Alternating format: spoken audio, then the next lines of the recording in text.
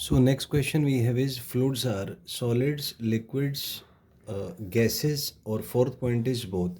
तो यहाँ पे both आ जाए क्योंकि दोनों ही गैस फ्लूइड्स होते हैं, गैसेज और लिक्विड्स, है ना, क्योंकि ये फ्लो कर सकते हैं. Next is how much surface of earth is covered with water. तो ये 2/3 जो सरफेस है वो कवर्ड होता है, हमने एक पॉइंट डिस्कस किया था. Next is volume of solid liquid gas depends on pressure temperature both. तो बोथ पे डिपेंड करता है, यहाँ पे थर्ड आ जाएगा. 14th is fixed volumes of solid liquids means volume at a given temperature and pressure. तो first one will be correct. 15th is for solids और liquids change in volume is very large as compare to gases, very small as compare to gases. तो second आ जाएगा क्योंकि solids और liquids का हमें पता है कि वॉल्यूम बहुत कम चेंज होता है as compare to gases. Gases क्योंकि उनमें इंटरएटॉमिक फोर्सेस काफ़ी कम होते हैं तो बहुत ज़्यादा एक्सपेंड करती हैं. तो ये इसमें देख सकते हैं. तो ये इसका आंसर की हो गया. आप चाहें तो इसको वेरीफाई कर सकते हैं सारे क्वेश्चंस को.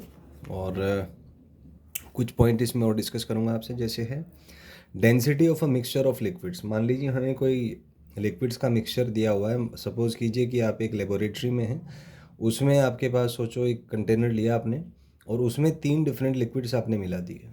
तो जो एवरेज डेंसिटी है वो होता है उन सब के मासेस को ऐड कर दीजिए डिवाइडेड बाय उनके वॉल्यूम्स को आप ऐड कर दीजिए. So mathematically this can be written as sigma M I divided by sigma of V I. एक स्पेशल पॉइंट इसमें डिस्कस करूँगा.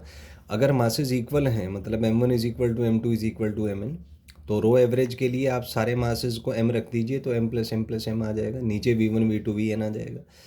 तो m को जब आप n बार ऐड करेंगे तो ये आ जाएगा nm डिवाइडेड बाय डेंसिटी. जो इसका वॉल्यूम है v1 उसको लिख सकते हैं m बाई रो वन, ये m बाई रो टू, ये m by rho one.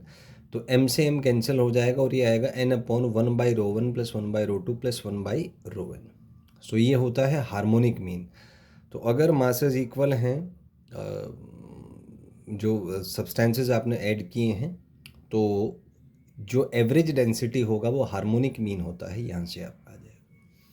Next cases अगर वॉल्यूम्स इक्वल हैं, तो अगर वॉल्यूम्स इक्वल हैं तो v1 v2 vn बराबर होंगे v के. तो रो एवरेज आपका m1 m ये आ जाएगा. मास को लिख सकते हैं आप density into volume. So this भी rho one V rho two V up to rho N V divided by V plus V plus V. तो n बार इसको ऐड करेंगे तो ये आपका एन वी आ जाएगा. ऊपर से भी कॉमन ले लीजिए, वो कट जाएगा. तो यहाँ से आपका एवरेज डेंसिटी आ जाएगा rho one rho two rho N upon N. This is the arithmetic mean of individual densities. अगर दो मिक्सचर्स हैं तो हम कह सकते हैं कि अगर मास सेम है तो डेंसिटी एवरेज होगा 2 rho one rho two upon rho one plus rho two. और अगर वॉल्यूम्स इक्वल हैं तो डेंसिटी एवरेज होगा rho one plus rho two by to.